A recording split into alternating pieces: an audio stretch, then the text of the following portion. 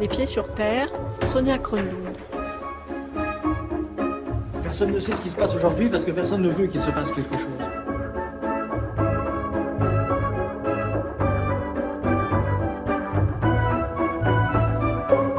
C'était samedi, mais ça n'est pas fini. 280 000 manifestants dans toute la France, d'après le ministère de l'Intérieur, qui a compté département par département.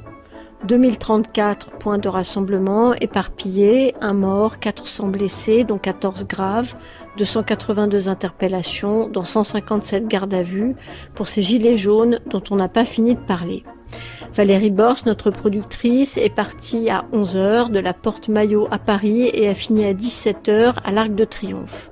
Entre-temps, elle a descendu et remonté les Champs-Élysées au moins 5 ou 6 fois avec les manifestants qui tentent à chaque fois, directement ou par des rues adjacentes, d'atteindre le palais de l'Élysée en bas des 10 Champs-Élysées. Ils essaient de passer par l'avenue Montaigne, le palais de la Découverte ou d'autres rues et à chaque fois, ils se retrouvent encagés par des CRS, selon leur expression, c'est-à-dire escortés, puis encadrés et de plus en plus contenus jusqu'à être nassés, plus ou moins aimablement. Mais les gilets jaunes, pas plus qu'ils ne recoupent une réalité sociale ou politique complètement homogène, ne forment un seul et même cortège. Ils avancent par groupes, disséminés et difficiles à contenir. L'accueil qu'ils réservent à la presse n'est pas très enthousiaste, pas plus utile que les syndicats, disent-ils. On a donc essuyé quelques journaleux de merde, Radio France, Radio Macron.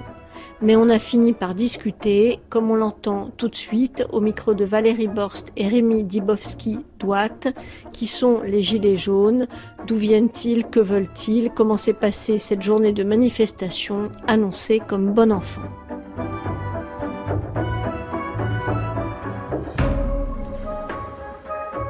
En réalité, on ne sait jamais ce qui se passe, on sait simplement ce qu'on veut qu'il se passe. C'est comme ça que les choses arrivent.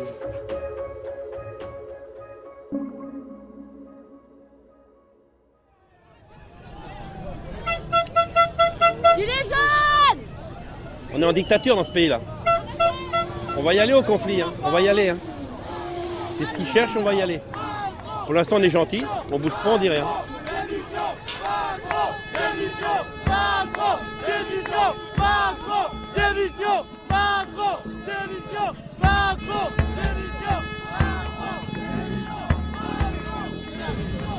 Pourquoi vous êtes là ? On est là pour dire un ras-le-bol. Nous, on habite dans l'Oise, on travaille dans la région parisienne. On habite à la campagne et tous les jours, on est obligé de faire 100 bornes par jour, 50 allées, 50 retours, 100 bornes. Et en voiture, on n'a pas le choix. Et en plus, ils nous ferment les usines. On travaille chez PSA, on travaille à Aulnay-sous-Bois. Ils nous ont fermé l'usine. Ils nous ont envoyés à Saint-Ouen. Vous travaillez tous les deux ? Tous les deux chez PSA, ouais. Et ils nous ferment les usines, ils nous ferment les usines, ils nous envoient plus loin, plus loin, plus loin. Et après, ben voilà, ils nous taxent et tout ça, quoi. On travaille à Saint-Ouen, c'est pour ça qu'on fait 50 km par jour. Aller-retour, 100 km, ouais. Un peu plus de 100 km. En se payant les embouteillages, bien sûr, tous les jours. 3 plats par mois, ça nous représente pratiquement 200 €. Et avec l'augmentation, on perd facilement 60-70 € par mois. Depuis les augmentations, les taxes et tout, quoi. Impossible de prendre des transports. Quand on est du matin, on commence à 6h. Le premier train de chez nous, il part à 5h20. Il arrive à 6h15 à Gare du Nord. Donc c'est impossible, on commence à 6h, donc c'est impossible. Ou alors tous les jours, on arrive au boulot 1 heure en retard tous les jours. Donc c'est pas possible. Et maintenant, ils vont nous fermer aussi Saint-Ouen, quoi. Vous faites quoi dans l'usine ? Moi, je suis cariste de métier. Je décharge, je charge les camions. J'ai un bon travail, hein, que j'aime d'ailleurs. Et mon mari, c'est un conducteur d'installation. J'ai honte de mon pays. Non, pas de mon pays, honte de ceux qui nous gouvernent. De mon pays, de ceux qui non, nous gouvernent. Notre pays, c'est le plus beau pays du monde, mais ceux qui nous gouvernent, c'est tous, la droite ou la gauche, c'est tous des nuls, quoi, voilà. Allez, mais là on sert à rien sur le trottoir, alors on y va. Allez, on y va ! Allez, on y va, les gilets jaunes. Gilets jaunes !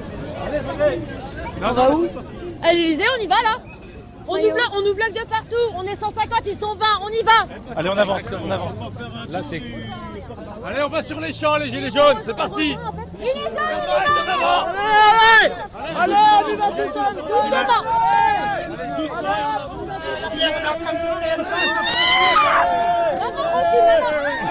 Attendez, j'aimerais sortir, monsieur. Là, on est bloqué. Attention. Moi, je suis entre les manifestants et le CRS. Franchement, c'est pas cool là. Oh, doucement là, il y en a quelqu'un par terre. Doucement, les gars, putain. Oh les mecs, tranquille. On se bagarre pas, tranquille. Ça va. 15, vous êtes 200. Nos camarades, c'est passé. Nos camarades, c'est pour le futur. C'est les CRS, ils font leur boulot, mais on se bat aussi pour eux, putain, laissez-nous aller sur les terres, on est des citoyens français. Est-ce que vous avez vu une personne violente ici? Non. Ça me tue, franchement, ça me tue. Ça fait 18 ans que je fais ce boulot, j'entends les discours à chaque fois. Laissez tomber. Moi aussi, ça fait des années que je vois ce que vous faites. Hein. Quand il y a des mecs qui arrivent cagoulés, qui pètent des vitrines, ils les laissent tout faire.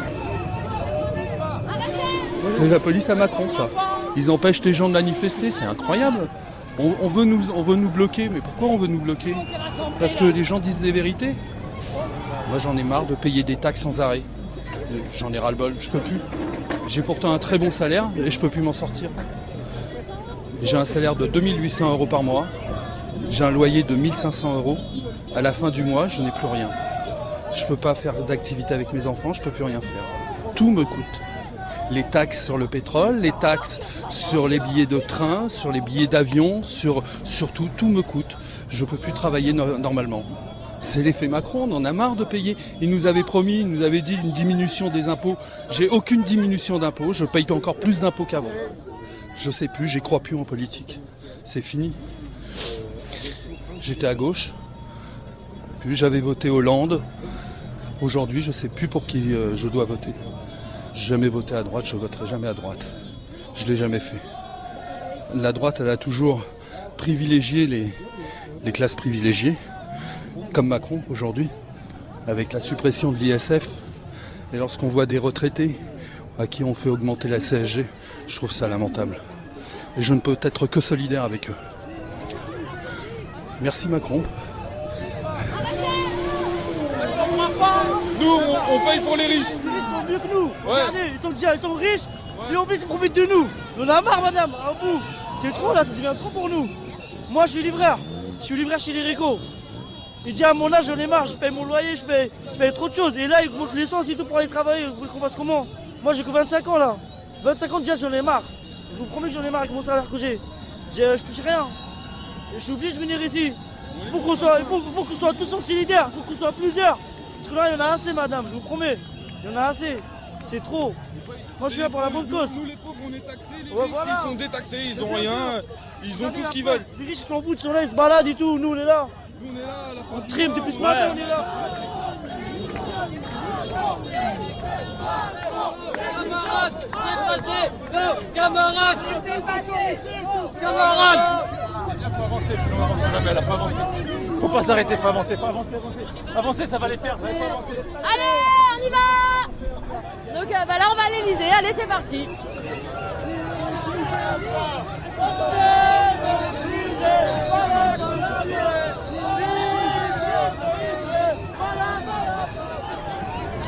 La classe moyenne, pas les pauvres, la classe moyenne.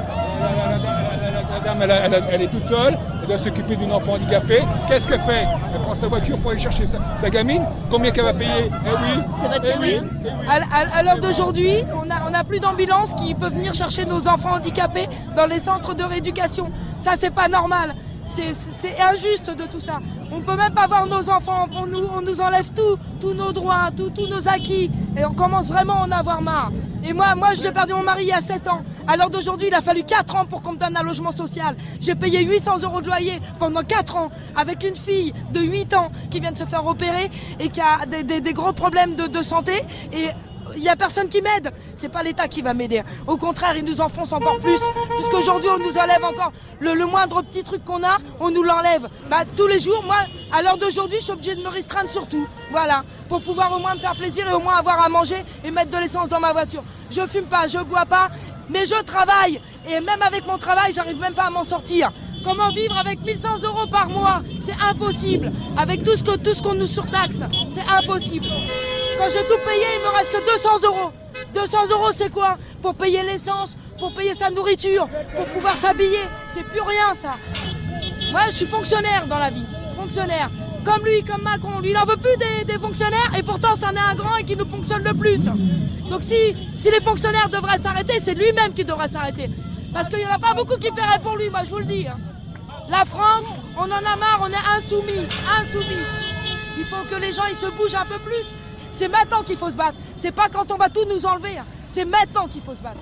Là, alors aujourd'hui, il faut crier notre révolte, crier notre colère. Et c'est comme ça qu'on va avancer. Monsieur, vous êtes bloqué. Il est bloqué, le monsieur. Vous parlez à l'automobiliste? Bah oui, bien sûr, il est super. On va aller le voir. Aujourd'hui, il faut que je bouffe. Ouvrez votre putain de barrière. Allez, s'il vous plaît, je vais péter un câble. Je vous jure. Le tour où, monsieur? C'est le bordel. Chaque week-end, il y a un truc, on ne peut pas bosser. C'est l'enfer. Vous n'avez pas voté Macron? Tu crois que j'ai voté Macron, moi? C'est terminé, c'est bloqué, vous faites demi-tour maintenant. Ça va être pareil à côté, je te demande juste de... Non, tout le monde dit juste moi. Il n'y a pas de juste moi. Moi, je vais perdre ma maison, j'ai plus rien à perdre. Il faut, on va se couler tout de suite, là, je m'en bats les couilles. Là, on a réussi à bloquer celle-là, ça fait 5 minutes c'est bloqué. Il faut se mettre au milieu, il faut se mettre tous au milieu. Mais maintenant, ça va être dur. Là, ça va être dur, mais c'est celle-là qu'il faut bloquer. Le touriste... Parce qu'il y a un moment, ça sert à rien de faire les choses à moitié, il faut bloquer, sinon il n'y aura aucun impact. Notre messagerie passera pas, sans violence. Des barrières, on passe pas. On attend qu'on vienne nous demander qu'est-ce qu'on veut. Je suis travailleur en CDI depuis 10 ans, je travaille dans la métallurgie. Aujourd'hui j'ai une maison, j'ai 2 enfants, ma femme travaille, on est tous, on peut plus, même comme ça on n'arrive plus à payer. Parce qu'aujourd'hui, on est submergé par les agios, on est submergé par les nouvelles taxes qui nous pondent. Par exemple, la nouvelle taxe régionale, ça fumisterie sur les impôts locaux. On sait très bien qu'il y a une nouvelle taxe régionale qui va arriver. Donc au final, supprimer ça pour rajouter là, c'est pas ça qu'il faut faire. Et ça, on l'a tous compris aujourd'hui. On l'a tous compris. Niveau politique, on va dire que je suis un peu dégoûté du vote. Même si, bon, j'ai voté aux dernières élections, mais je suis complètement dégoûté du vote. Pour Macron? Non. Moi j'ai voté pour Mélenchon, mon père est ouvrier depuis 30 ans, moi ça fait 10 ans que je suis ouvrier maintenant. Voilà, hein, on est des ouvriers, hein, on sait que notre salaire est plafonné, hein, on ne se fait pas des rêves. Hein. Donc du coup voilà, j'arrive pour un moment où mon père avec la moitié de mon salaire, il y a 15 ans quand j'étais enfant, il arrivait à nous faire partir en vacances. Par contre, moi aujourd'hui, on rentre presque 4 000 € à deux et qu'on n'arrive même pas à partir en vacances parce qu'il faut plus de 3 000 € de dépenses pour pouvoir payer les cartes de bus aux enfants et payer ça, la garderie, le centre scolaire. C'est incroyable comment tout coûte, tout est payant et encore toute l'année, les écoles nous demandent des aides aux associations de l'école, de la mairie. C'est incroyable comment on nous demande de l'argent tout le temps, mais aujourd'hui, on n'a plus d'argent. On avait 1 000 € de côté pour une assurance vie. On l'a vidé pour renflouer nos découverts parce qu'on s'en sortait plus. On avait des 200-250 € d'agio par mois. Et voilà, c'est incroyable aujourd'hui avec 2 salaires à 2 000 €. C'est incroyable. Ce qui me touche le plus aujourd'hui, c'est l'eau, l'électricité, tout ce qui coûte la vie. Vraiment le fait d'être propriétaire. Vraiment, je sais très bien qu'aujourd'hui, repartir en location, sans jardin, ouais, pas de souci, hein, je vais bien vivre. Hein. Mais c'est pas ce que je veux être propriétaire, je veux un patrimoine pour mes enfants, je veux un jardin pour mes enfants, je veux tout ça. Donc ça aujourd'hui c'est très difficile. C'est pas la première fois qu'on en parle avec ma femme de se dire est-ce qu'on vend la maison pour pas se retrouver un petit peu trop bas. Et ça devient aberrant parce qu'on travaille tous les deux depuis des années. Ça fait 5 ans qu'on est propriétaire maintenant.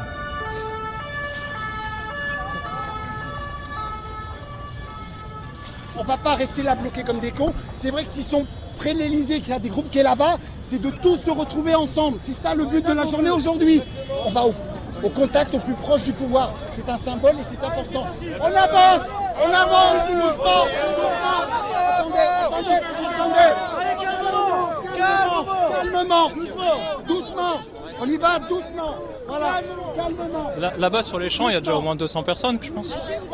Peut-être les 70% de Français qui en ont ras-le-bol arrivaient enfin à exprimer leur colère tous ensemble, les choses changeraient. Moi je suis issu des grandes écoles, j'ai travaillé en finance, j'ai vu à quel point Rothschild, dont est issu Macron, Lazare et tout ça, c'est des pourris jusqu'à la trogne, j'ai bossé avec eux. En fait, la vie est un jeu pour eux et nous on est des pions sur un échiquier, donc ils peuvent faire fermer des usines, mettre des centaines de personnes à la porte juste pour gagner quelques millions de plus alors qu'ils sont déjà milliardaires. Enfin moi je l'ai vu, ça fonctionne comme ça, je travaille dans le conseil en stratégie. Il y a Wendel Investissement, c'est un des plus gros fonds français détenus par Ernest Antoine Seillière. Ils ont racheté Saint-Gobain, ils ont pris une participation majoritaire. Nous, on était le cabinet qui les conseillait en amont là-dessus. Et en gros, l'idée, c'était par exemple dans la division vitrage de fermer une usine, donc 300 personnes à la porte en Europe, d'inviter un concurrent à faire de même. On n'a pas le droit de faire ça, mais c'est un cartel, c'est pas autorisé par l'Europe, mais ils le font bien sûr. Donc ça fait 600 personnes à la porte. Dire aux médias, oh bah c'est horrible, c'est la concurrence des Chinois qui fait ça, parce qu'ils exportent trop de verre chez nous, alors nous on doit fermer des usines, ce qui est complètement faux. Moi j'étais dans leur hôtel particulier avec Célière et les autres, donc j'ai bien vu les réunions. Et après, donc en gros ils mentent complètement. Et ensuite donc ça fait 600 personnes à la porte, quelques millions en plus pour eux de rentabilité, alors qu'ils sont déjà milliardaires. Je veux dire, eux ils peuvent mettre 5 milliards d'euros sur la table si ça les amuse. Et le monde pour eux est une pure abstraction, et les conséquences de ce qu'ils font sur l'environnement ou sur des centaines ou des milliers de gens les importent peu. Et puis ces gens-là sont très liés aux politiques. La preuve, Macron il vient de ce milieu-là, il est politique.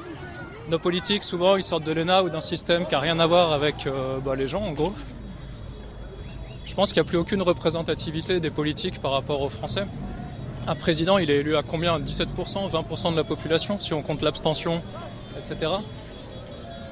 Et voilà quoi. Après, il y a le fait que la France, c'est un pays très particulier. Moi, j'ai fondé une entreprise en Égypte, dans le domaine de l'énergie solaire. C'est une grosse boîte, elle vaut des dizaines de millions. J'aurais jamais pu faire ça en France. En France, j'ai essayé d'en fonder, on se fait tondre. Les impôts sont fous furieux, quoi. J'ai tellement pas pu faire ce que je voulais en France que j'en ai même vécu à la rue, tellement j'étais dégoûté, et c'est insupportable. Vous avez voté pour qui au présidentiel? J'ai pas voté. Comme je suis pas forcément pour le capitalisme dur qu'on a aujourd'hui, j'ai regardé du côté du nouveau parti anticapitaliste. Mais eux, ils crachent tout le temps sur les patrons, alors que moi j'en connais pas mal des patrons et faut pas croire que ce soit des gens horribles du tout. Puis ils veulent tout le temps augmenter les impôts eux aussi, je pense pas que ce soit forcément bien. Donc non, il y a pas grand chose qui me représente. Non. Mais c'est frustrant, enfin on a tout chez nous franchement pour que ça se passe bien, tout. On a un super pays mais on est pauvre. Dans 20 ans on est un pays de pauvres, c'est clair. On casse tout, le système public, le service public, tout. Pour rien en plus quoi. Très franchement, je suis assez désespéré.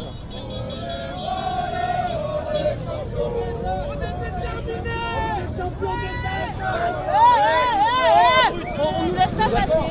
Soit vous êtes avec nous, soit vous êtes contre nous. Vous savez, vous êtes avec nous, contre Abruti. nous. Allez, on va rejoindre, on va traverser. Allez, on va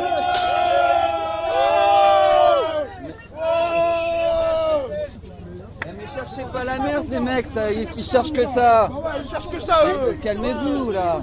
Non mais là il s'est fait jeter par terre. On est d'accord, mais voilà. Il s'est fait jeter Donc par terre s'ils au cherchent... sol, le monsieur. Ouais, mais s'ils cherchent ça, on parle autrement. Qu'une chose, c'est Regardez, générer la violence. C'est-à-dire que Macron, la République en marche, empêche le peuple français de marcher. C'est quand même un comble. Je parle fort parce que j'ai envie qu'on m'entende. C'est juste une envie, j'ai envie qu'on m'entende. Parle fort. Si tu parles avec eux, tu cries. On ne pourrait pas parler avec eux, c'est des êtres humains, c'est quoi? Ils parlent pas avec toi. Ils parlent pas, mais t'as le droit d'essayer. Qui ne tente rien n'a rien. Moi j'essaie de faire un dialogue avec la police. Si je peux pas parler avec la police, pourquoi je devrais l'écouter? À un moment donné, moi j'ai un cerveau, j'ai envie de comprendre les choses. Pourquoi je peux pas parler avec... Mais ils exécutent quoi? On leur donne des ordres, on leur donne des ordres. Est-ce que l'ordre c'est de ne pas traverser? Donc moi j'essaie ce que je peux. Moi je veux y croire, tu vois, je veux y croire. Si je suis là, tu vois, tous mes amis me disent mais t'es un malade, qu'est-ce que tu vas faire là-bas, tu vas te faire embarquer. Mais alors tu fais quoi? Je reste devant ma télé à écouter BFM et à écouter s'ils vont me dire si Macron a raison ou non.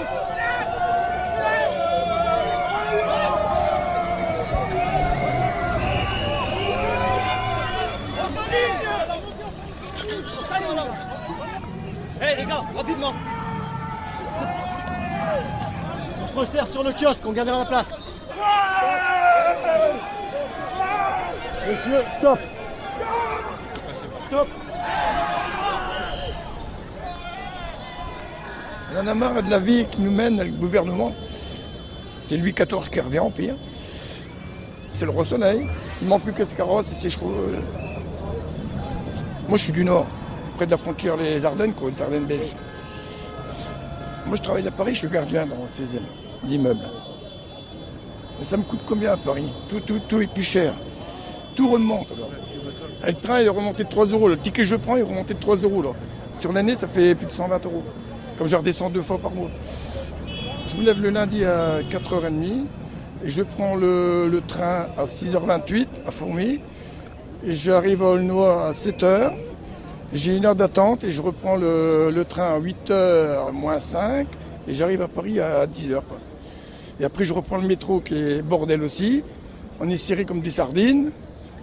Alors voilà, et tous les 15 jours. Avant, on travaillait dans le textile, mais tout a fermé dans le Nord. Il n'y a plus de textile, il n'y a plus rien. Moi, j'étais dans le fil, bobineur, j'ai du fil, quoi, pour faire les vêtements. Et puis après, bon, ça a fermé. Puis après, bon, j'ai venu sur Paris, j'ai fait du remplacement, puis j'ai venu à Paris. Je peux vous demander combien vous gagnez? Moi, j'ai 1200 à peu près. Après, vous enlevez le train, tous les frais, comptez. Et après, il faut payer dans le Nord. J'ai ma maison dans le Nord aussi. Moi. Et plus qu'on vieillit, et pire que c'est. Et dans la vie, je n'ai jamais vu les années qui se finissent être meilleures. Jamais dans ma vie. Tous les ans, c'est pire en pire. Alors, j'ai peur du prochain président. Je m'étais déçu d'Hollande, très fort. Et là, je suis encore plus déçu. Là, sincèrement, je vais peut-être voter Le Pen maintenant. J'espère qu'un jour qu'elle passera. Ouais. Je continuerai, bon alors je ne vote plus. Là, pour moi, si je vote Le Pen ou je ne vote plus maintenant, alors c'est facile. Les étrangers sont mieux traités que les Français maintenant. Il y a des gens que je connais qui couchent dehors, là, et on aide certains, puis deux ils couchent dehors, pour les laisse. Alors quand je passe, on leur donne 1 euro, on leur donne un croissant, voilà. Et ce qui va se passer un jour, c'est que les gens, il va y avoir une révolution, c'est tout ce qu'ils vont gagner. Et ça sera peut-être une révolution européenne, même, parce que dans tous les pays, c'est comme ça. Alors. Et ça devient très grave pour moi. Le problème, l'extrême droite, il passe tout partout maintenant. Voilà. Et dans le Nord, Le Pen, elle va passer aussi dans le Nord maintenant.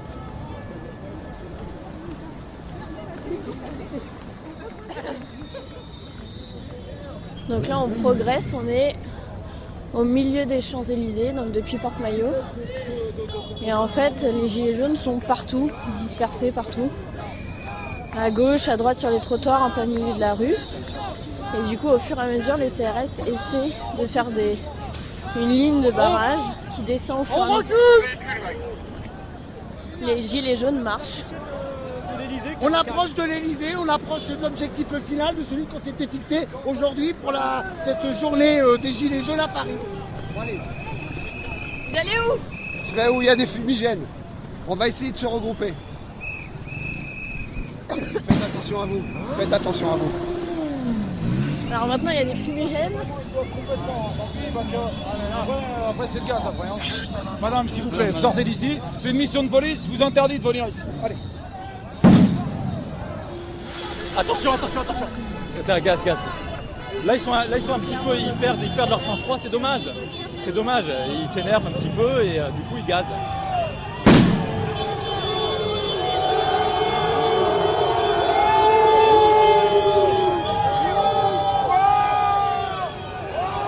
Là, clairement, les gens ils vont à l'encontre du CRS.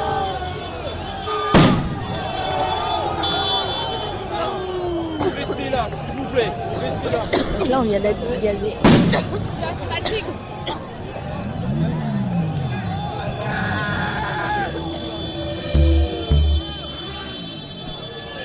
Attends, viens, bouge.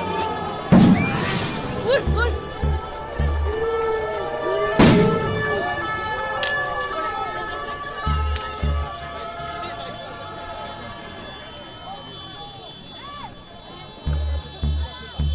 Moi, j'habite à côté d'une forêt. Je suis à 4 ponts de la Tour Eiffel et à 4 km de Versailles. Je vais travailler à pied. Je suis une privilégiée. Mais je ne peux pas accepter ce que je vois à la télévision. Et je suis venue ici exprimer ma colère. Bah, vous avez raison. Vous avez raison, parce que moi qui roule avec un diesel, je travaille avec ma voiture. Je travaille avec mon véhicule. Je transporte des enfants. Moi, si on me supprime ça, j'ai plus de boulot, j'ai plus rien. En plus de ça, j'ai un diesel qui est propre, puisque j'ai le critère 2. Donc ce qui veut dire que c'est un véhicule qui est propre. On va nous interdire ça, on va nous l'enlever. Ils veulent nous obliger à prendre des voitures électriques qui coûtent une fortune, que personne ne peut s'acheter. Il n'y a que les privilégiés réellement qui peuvent acheter ça. Donc ce qui veut dire que nous, on n'a plus de boulot, on n'a plus rien. Je connais plein de gens qui sont en campagne. Ils sont obligés d'utiliser leur véhicule pour aller travailler. Parce qu'il faut 50 km pour aller travailler. Et vous, qu'est-ce que vous faites dans la vie? Je suis retraitée, mais j'étais à l'éducation nationale. J'ai la CSG, j'ai l'augmentation du gaz, toutes les augmentations y compris. Donc je subis, voilà. Moi, je n'ai pas voté Macron. Hein. Je n'ai pas voté Macron, mais je n'ai pas voté Le Pen. Abstention. Mais Macron a été élu avec 20 millions de voix.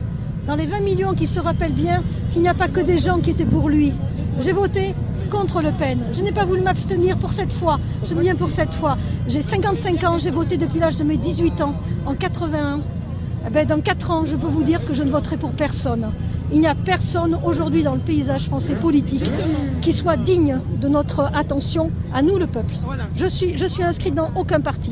Aucun.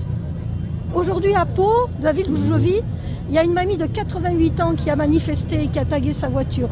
On en est là. On en est dans un monde qui est coupé en deux, qui est coupé de la réalité. Nos élites, elles ne nous représentent pas. Elles se représentent elles-mêmes. Et c'est en ça que c'est honteux. Moi, je ne mange pas à ma faim tous les jours. J'ai 1 000 € par mois. Je saute un repas tous les midis. Le matin, je me prends un bon petit déjeuner. Et le midi, je ne mange pas. Hein? Et à côté de ça, j'ai réduit mes dépenses au téléphone. J'ai un téléphone à 2 €. J'ai réduit tout ce que je pouvais. Je suis en mode régime. C'est pas que le régime alimentaire, c'est un régime financier. Comment voulez-vous que j'achète une voiture? Ma voiture l'année prochaine, elle ne passera pas au contrôle technique. Elle est de 1997. C'est une essence. Je fais comment l'année prochaine? J'aurai pas de voiture. C'est la première fois de ma vie que je manifeste. Parce que d'abord, c'est la politique. Donc ça, c'est la bonne nouvelle. Parce que je pense qu'il est temps maintenant que nos politiques comprennent que leur façon de faire de la politique, elle est obsolète. Ils se trompent complètement et que ça va très mal se terminer.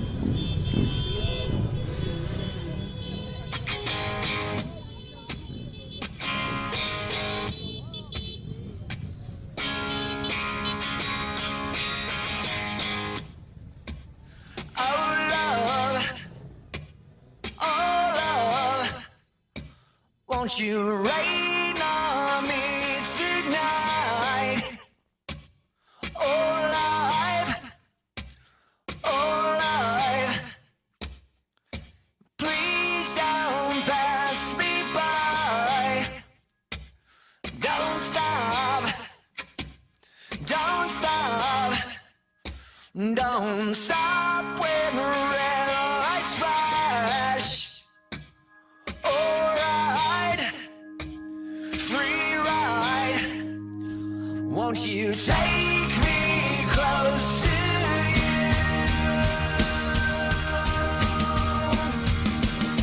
Far away.